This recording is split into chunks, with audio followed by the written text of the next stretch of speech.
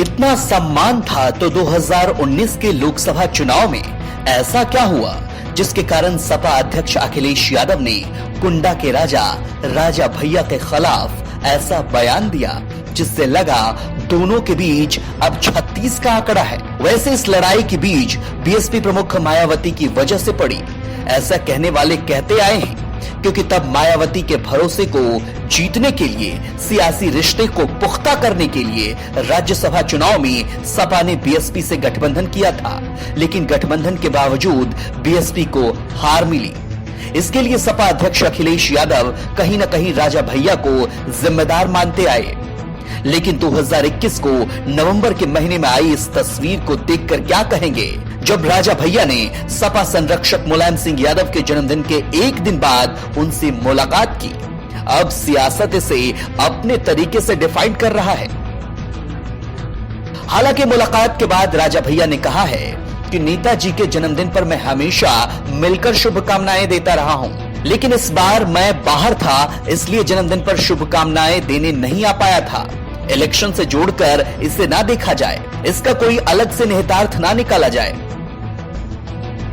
राजा भैया ने भले ही अपना पक्ष रख दिया, लेकिन सियासत तो अपनी आदत के मुताबिक अटकलें निकाल रही है।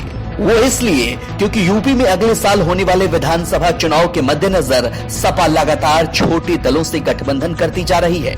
अभी तक इस गठबंधन में जयंत चौधरी की रालोद, ओम प्रकाश राजभर की सुभाषपा जैसे छोटे दल तक आ चुके हैं। लखनऊ में आम आदमी पार्टी सांसद संजय सिंह ने पूर्व मुख्यमंत्री अखिलेश यादव से मुलाकात की थी और अब राजा भैया ने मुलायम सिंह यादव से मुलाकात की है। सूत्रों के मुताबिक मुलायम से मुलाकात से पहले रात को अखिलेश यादव से राजा भैया ने फोन पर बात की थी। इसके बाद उन्होंने लखनऊ में मुलायम सिंह यादव से मुलाकात की। अब जबकि अपने आप में पूरी तरह से राजनीति उनकी व्याख्या करने वाले मुलायम से मुलाकात हुई है, तो चर्चा करने वाले चर्चा तो करेंगे ही। गौरतलब है कि पिछले दिनों राजा भैया ने कहा था कि उनकी पार्टी जनसत्ता दल लोकतांत्रिक यूपी में 100 सीटों पर चुनाव लड़ेगी और वहां से कोई उम्मीदवार खड़ा नहीं करेगी जहां से योगी आदित्यनाथ उम्मीदवार होंगे। मुलायम सिंह यादव के करीबी रहे राजा भैया पिछले काफी समय से अपनी पार्टी को मजबूत करने पर जोर दे रहे हैं। अखिलेश यादव की सरकार में प्रभावी रहे राजा भैया के मुख्यमंत्री योगी आदित्यनाथ की सरकार से भी नजदीकी की चर्चा सियासी गलियारों में रहती है। लेकिन इसके साथ ही राजा भैया मुलायम सिंह यादव के उस एहसान को नहीं भूले हैं जब बसपा प्रमुख मायावती के शासनकाल के दौरान राजा भैया पर 2000 में पोटा के तहत कार्रवाई की गई थी। 2 नवंबर 2000 को उन्हें गिरफ्तार कर लिया गया था। राजा भैया, उनके पिता और चचेरे भाई पर पोटा की धाराएं लगाई गई थी।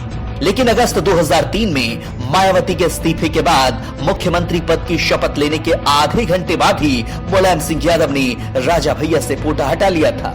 इसके बाद उनकी मुश्किलें कम होती गईं और बाद में वो मुलायम सिंह सरकार में खाद्यान्न मंत्री बनाए गए। ऐसे में सवाल है कि क्या ये उसी एहसान का सम्मान है या फिर यूपी की सियासत में कुछ राजनीतिक उथल पुथल होने वाली है।